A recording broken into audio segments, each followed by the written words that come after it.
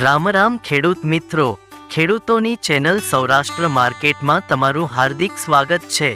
આપણે આ વિડીયોમાં જાણીશું બોટાદ માર્કેટ યાર્ડના ભાવ, પણ તે પહેલા જો તમે ચેનલમાં નવા છો તો નીચે આપેલ સબસ્ક્રાઇબ બટન પ્રેસ કરી ચેનલને સબસ્ક્રાઇબ કરો અને બેલ આઇકનને ઓન કરી દો જેથી કરીને દરરોજના તાજા ભાવ તમે સૌપ્રથમ જાણી શકો।